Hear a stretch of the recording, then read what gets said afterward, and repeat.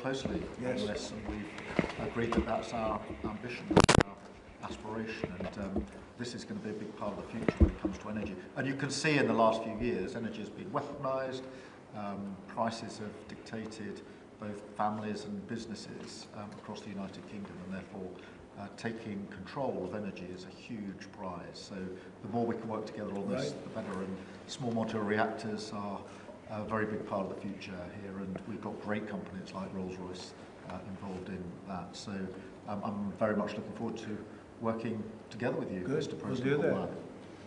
We'll do that. We're going up to your oil capital in a little while. We're going up to Aberdeen. That's called the oil capital of Europe.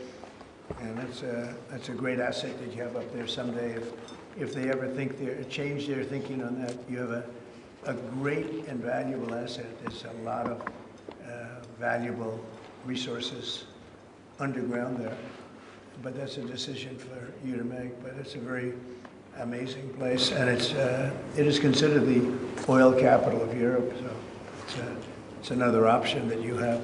So we are doing really well as a country, and I think that the Prime Minister he's been so supportive of us, and so strong and so respected, and I respect him much more today than I did before, because I just met his wife and family. He's got a perfect wife and family, and that's never easy to achieve, right? But I take no credit for that. But he's become a friend, and together we got a deal done that has not been able to be done. It was a deal that's very good for both parties. A really good deal for both of our countries, and very, very well received here in the United Kingdom. So thank you very much for having us. Thank you. Appreciate it. Mr. President, I just want to follow up on Russia. Earlier you said that you were going to change the deadline from 50 days. So what is your new deadline? What can we expect? I'm going to make a new deadline of about 10 or 12 days from today. There's no reason in waiting. There's no reason in waiting. It's 50 days. I want to be generous, but we just don't see any progress being made. Mr. President, on Gaza, you just talked about setting up food centres in conjunction with other organisations. Right. Are you talking about the Gaza Humanitarian Foundation or recognised aid agencies? How will this work? Well, it's going to be working with the United States. We'll be helping with the food. You know, we have a lot of access to food. We got a lot of food ourselves, and we're going to bring it up to make sure that they don't have barriers stopping people. You know, you've seen the areas where they actually have food, and the people are screaming for the food, and they're 35, 40 yards away, and they won't let them because they have lines that are set up. And whether they're set up by Hamas or whoever, but they're very strict lines, so we have to get rid of those lines. But we're going to be getting some good, strong food. We can save a lot of people. I mean, some of those kids that's real starvation stuff. I see it.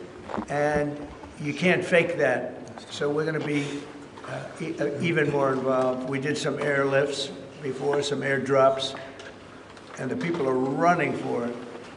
And the Prime Minister is going to help us. They're very effective with that. You've done that before, and for many, they've done that for 100 years very well. So it's not very hard to do, actually. Mr. President, you say you love Scotland. You're the most Scottish president ever in the White House.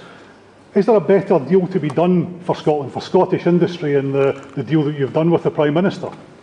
Whisky, for example. Well, I have great love for Scotland. You know, my mother loved Scotland, and she loved the Queen. I don't know, I might hurt myself by saying that the monarchists are going to like it. Some other people would, but she loved the Queen. Whenever the Queen was on television, she wanted to watch. And she would come back religiously. She'd come back to Scotland once a year with my sister Mary, primarily, and sometimes my sister Elizabeth also. But they love this part of the world. And, you know, we're talking about the Isle of Lewis. We're talking about serious Scotland. That's serious Scotland. There was no doubt about it. So, yeah, it gives me a feeling, you know, it's different. You go to another country, you have no relationship to it. You got to like maybe the head of the country or something. But it's different when your mother was born here, Stornoway. Right in Stornoway, a beautiful little place. So is there a better deal to be done? Is there a better deal to be done for Scotland, for whisky, for example? Because of your love of Scotland, is there a better trade deal to be done for Scottish businesses like whisky? Well, I assume when we do our trade deal overall, a lot of it comes to Scotland, I hope. Maybe all of it should go to Scotland.